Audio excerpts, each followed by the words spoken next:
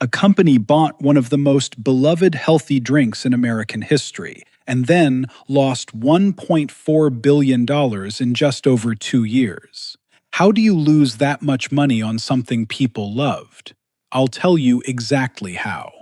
We're talking about Snapple, and the story of what happened to it after 1994 is one of the wildest corporate disasters ever recorded. But buried inside that disaster is a playbook that companies are using on your favorite products right now. By the end of this video, you're going to know exactly how this con works, the science behind why changing one little ingredient can make something taste completely different, the legal loopholes they use to hide it from you, and the specific moment in this story where everything went wrong. Let's go.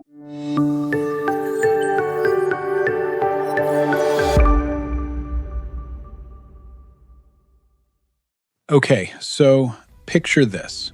It's 1972. There's a small health food store in Greenwich Village, New York. 3 friends, Hyman Golden, Arnold Greenberg, and Leonard Marsh, are selling natural apple juice. Not the fake, pasteurized, sugar-pumped stuff. Real juice. Just apples. That's it. They called their little operation Unadulterated Food Products. Not exactly a catchy name, right? But it didn't matter. People loved it. Because in the early 70s, the health food movement was exploding. Americans were waking up to the fact that everything on grocery store shelves was kinda junk. And these 3 guys were giving them something that actually was what it said it was. That actually meant something. Then, in 1987, they changed the name to Snapple, which, by the way, came from an apple soda they made once that kind of fizzed everywhere and made a snapping sound. True story. And they started selling ready-to-drink teas and juices, all natural, brewed, real ingredients. The glass bottle became iconic. That bottle meant something. And listen, this wasn't just a drink. Snapple had a vibe. They had this wonderfully weird marketing campaign with Wendy the Snapple Lady, a real employee who answered real fan mail on air. Not an actress, not a model, just Wendy. Audiences went nuts for it. By 1992, Snapple was a $232 million brand. By 1994, they were doing $750 million a year. So by 1994, a private equity firm, Thomas H. Lee Partners, had purchased Snapple back in 1992 for $140 million. They built it up. And then they got an offer they couldn't refuse. Quaker Oats, yeah, the oatmeal people, walked up and said, "We'll give you $1.7 billion for that little tea company." And that's where the story gets dark. Now here's a number that should stop you cold. Thomas H. Lee bought Snapple in 1992 for $140 million. 2 years later, Quaker paid $1.7 billion for it. That's a 1,100% return in 24 months, which sounds amazing. But it also means Quaker paid a crazy premium for a brand whose value was almost entirely in vibes, in authenticity, in the story, in Wendy, in the glass bottle. And Quaker was about to show the world just how badly you can destroy vibes. Okay, real quick before we go further. Drop a comment right now. What's a product you grew up loving that just doesn't taste the same anymore? Seriously, I want to know, because what you're about to learn is probably exactly why that happened. All right, back to the carnage.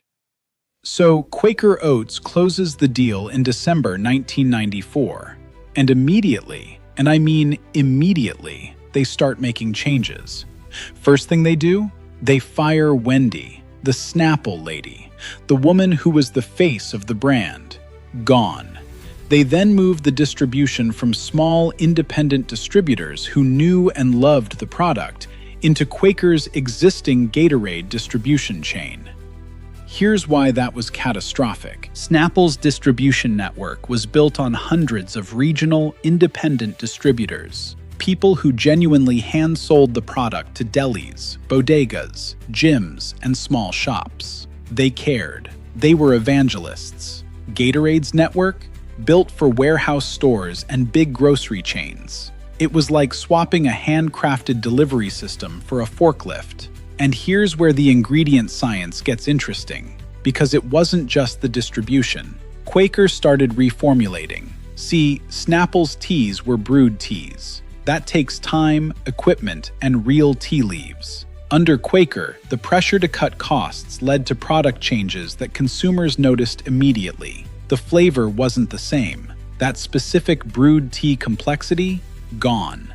Okay, science break. This is actually fascinating, and it explains why this keeps happening over and over. When food scientists talk about flavor, they use a term called the flavor matrix. Real brewed tea has hundreds of naturally occurring flavor compounds, polyphenols, tannins, volatile aromatics that create a complex, layered taste your brain reads as authentic.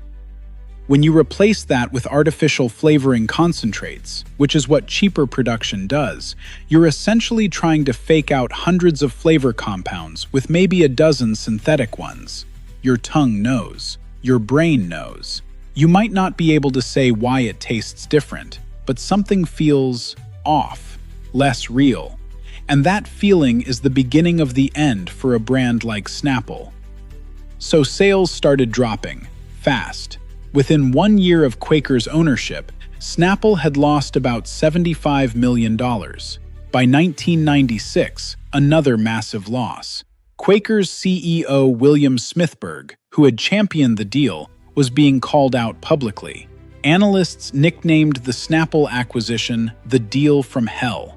The board of directors was getting antsy. By early 1997, just 27 months after the purchase, Quaker had seen enough.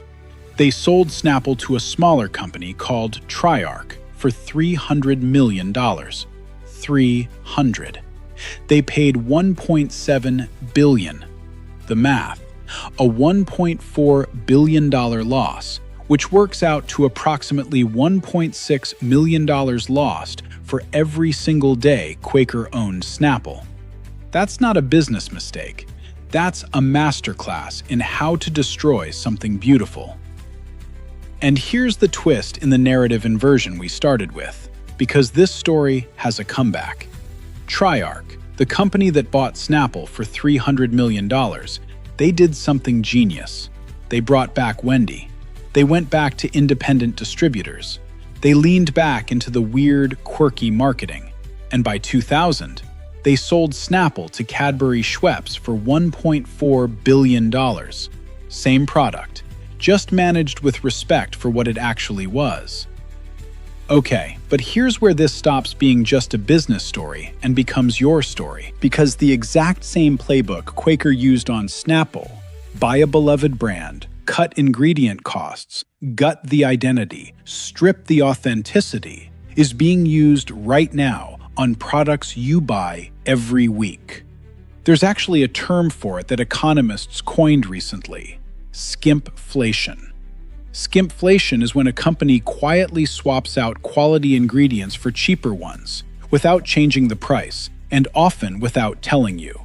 The FDA requires that ingredient changes be reflected on the label, but the label is fine print. Nobody reads fine print. And here's the thing. It's completely legal. As long as the ingredient is on the label, even in tiny type at the bottom, they've done their legal obligation. And this is what makes it a Trojan horse. From the outside, the box looks the same, the logo's the same, the color's the same, the price is the same. But inside, the soldiers are gone. You're buying the shell of a brand that meant something to you. And every year that passes, the gap between what you remember and what's actually in that bottle gets a little wider. So what do you actually do with this information? Here's the thing. The companies that survived these buyouts and came back, like Snapple under Triarc, they succeeded because consumers noticed the decline and voted with their dollars. The most powerful thing you have is your purchasing behavior. Read ingredient lists. Compare old labels to new ones using the Wayback Machine on Packaging Archives. Notice when something just doesn't taste right, because you're probably correct. And listen, the Snapple story isn't just about Snapple, it's episode 1. Because in episode 2, we're going to talk about chocolate. Specifically, how Hershey quietly removed cocoa butter from 9 of their most popular chocolate bars in 2008. And legally, those products can't even be called chocolate anymore, under FDA rules. The FDA literally made them change the label, and yet, most people have no idea. That one is wild. If this blew your mind even a little bit, share it with someone who drinks Snapple, eats chocolate, or still thinks that what's on the outside of the box tells the whole truth. And if you want to know which other brands have been quietly hollowed out from the inside, subscribe, because episode 2 drops soon. The chocolate one might actually make you angry. I'll see you there.